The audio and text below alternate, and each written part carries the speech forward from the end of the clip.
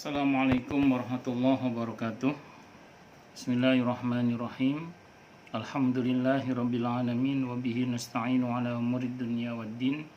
Wassalatu wassalamu ala asyrafil anbiya'i wal mursalin sayyidina wa habibina wa syafi'ina wa qurrati ayunina wa maulana Muhammadin wa ala alihi wa ashabihi wa dzurriyyatihi ajma'in, amma ba'd.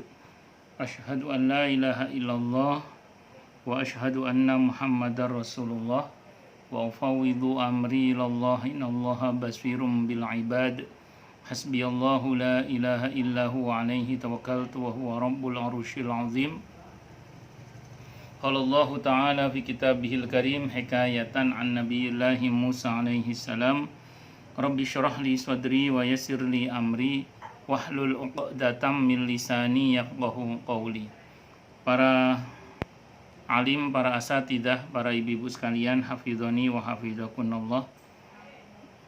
Saya doakan semoga kemuliaan ibu-ibu sekalian selalu dijaga dan ditingkatkan terus oleh Allah Subhanahu wa taala sebagai seorang muslimah, sebagai seorang istri, sebagai seorang ibu, dunia hingga surga. Amin Allahumma amin insyaallah. Masih melanjutkan kajian kita tentang kitab Al-Kabair di pada halaman 339. Bismillahirrahmanirrahim.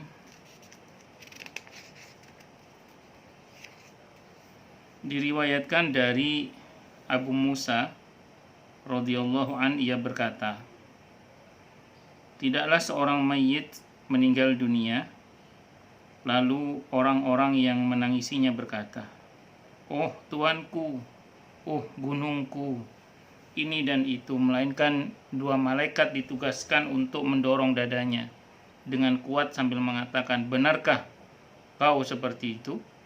Ini Imam At-Tirmidzi, riwayat Imam At-Tirmidzi. Abu Isa At-Tirmidzi berkata hadis ini hasan gharib. Ibnu Majah dan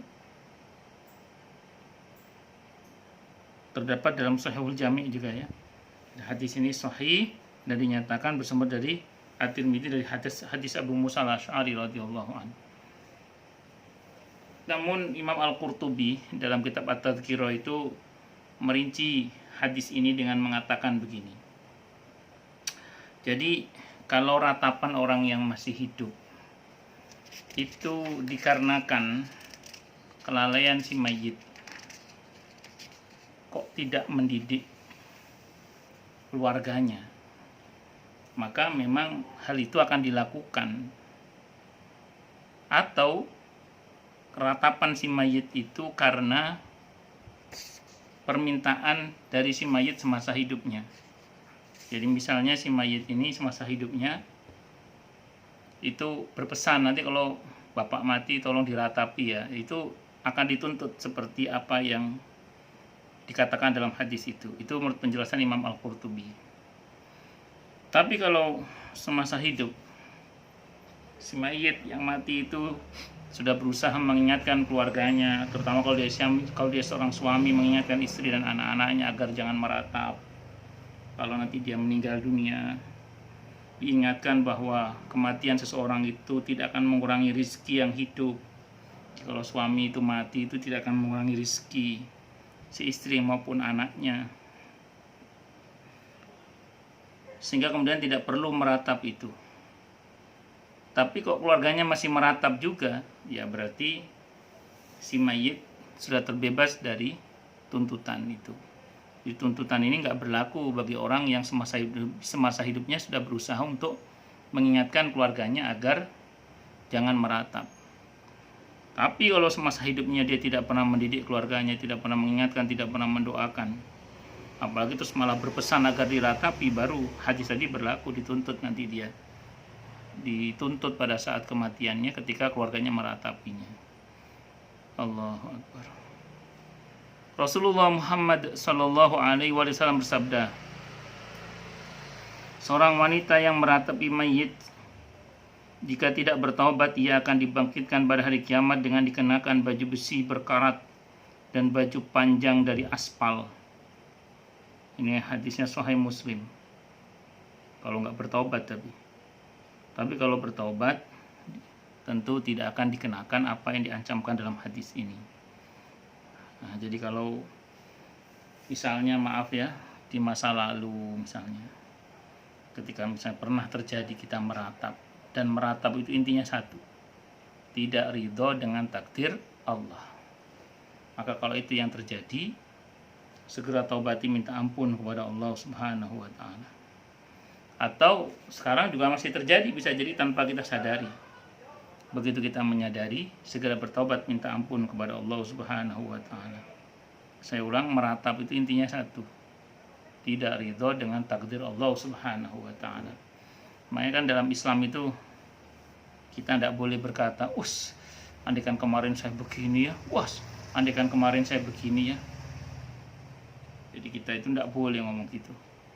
Kita cukup mengatakan ya sudah, apa yang Allah kehendaki untuk terjadi ya sudah terjadi. Qaddarallahu wa ma syaa fa'al. Jadi sudah Allah takdirkan, dan kalau apapun yang Allah kehendaki pasti terjadi. Nah, yang terpenting bagaimana? Ya sikap kita sekarang aja. Kalau yang terjadi itu buruk, ya sudah, taubat, minta ampun kepada Allah Subhanahu wa ta'ala. Kalau itu terkait dengan hal yang menuntut kita untuk bersabar, ya kita harus bersabar dan bertawakal hanya kepada Allah Subhanahu wa ta'ala. Itu intinya. Nabi kita Muhammad sallallahu alaihi wasallam bersabda, "Innama nahaitu an sautaini ahmaqaini fajiraini, sautin 'inda ni'matin wa lahwin wa la'ibin wa mazamiri syaitanin wa sautin 'inda musibatin khamsi wujuhin wa syaqqi juyubin wa rannati syaitan." Aku hanya melarang dua suara bodoh dan keji, suara saat mendapatkan nikmat, saat bersenda gurau, saat bermain-main, dan seruling-serulingan setan, dan suara saat tertimpa musibah, mencakar-cakar wajah, merobek-robek saku baju, dan suara tangisan pilu. Ini hadis riwayat At-Tirmidzi. Hadis ini hadis hasan. Malah oleh Syekh Albani disahihkan hadis ini. Kalaupun ada yang mengatakan dhaif, hadis ini penguatnya banyak sehingga menjadi hasan li ghairihi, bahkan sebagian ulama mengatakan hadisnya sahih. Hasan berkata, dua suara terlaknat, suara seruling saat mendapatkan nikmat dan tangisan pilu saat tertimpa musibah. Ini dalam kitab Mujma'uz Zawaid dikatakan oleh Syekh Albani dalam Sahihul Jami'. Tapi terlepas dari apapun maknanya, intinya satu sebenarnya. Allah itu nggak suka pada saat seorang itu mendapatkan nikmat terus lalai dari Allah, sehingga kemudian membuat satu tindakan yang justru melalaikan dirinya dari Allah Subhanahu wa ta'ala. Ya saya mohon maaf ya, fakta di lapangan, ada sebagian orang itu untuk merayakan kemenangannya itu dengan pesta miras misalnya, dengan pesta narkoba, dengan pesta free sex, dengan pesta musik-musik yang diiringi dengan maksiat tentunya. Nah ini yang Allah nggak suka. Suara-suara seperti itu Allah nggak suka. Tentu akan berbeda dengan suara yang penuh syukur, Alhamdulillah, Alhamdulillah, apalagi dikonkretkan dalam bentuk perbuatan-perbuatan yang mencerminkan syukur itu. Misalnya kalau dia bersyukur terkait dengan harta, ya berbagi. Kalau terkait dengan jabatan, maka dia membuat kebijakan-kebijakan yang baik. Tentu kalau begitu malah Allah senang. Itu seperti itu. Nah, atau tadi ratapan-ratapan terkait dengan kesedihan, itu Allah nggak suka. Tapi kalau kesedihan itu diungkapkan dalam bentuk ungkapan-ungkapan yang menguatkan iman, malah tidak apa-apa. Seperti ungkapan inna lillahi wa inna ilaihi raji'un, atau astaghfirullah, atau la ilaha illa anta subhanaka inni kuntu minadh dhalimin. Justru malah Allah suka seperti itu. Rasulullah Muhammad sallallahu alaihi wasallam bersabda, para peratap ini membuat dua barisan di neraka. Kemudian mereka menggonggong di tengah-tengah para penghuni neraka seperti anjing menggonggong. Ini dalam kitab Mujma'uz Zawaid. Cuman ini ada yang mendhaifkan hadisnya ini. Diriwayatkan dari Al-Auza'i. Suatu ketika Umar bin Khattab radhiyallahu anhu mendengar suara tangisan. Ia lalu masuk dengan membawa tongkat kecil. Umar bermaksud memukul mereka. Setelah tiba di hadapan si wanita yang meratap, Umar memukulnya hingga penutup kepalanya jatuh. Umar juga berkata, pukullah dia, karena dia wanita peratap. Dia tidak punya kehormatan.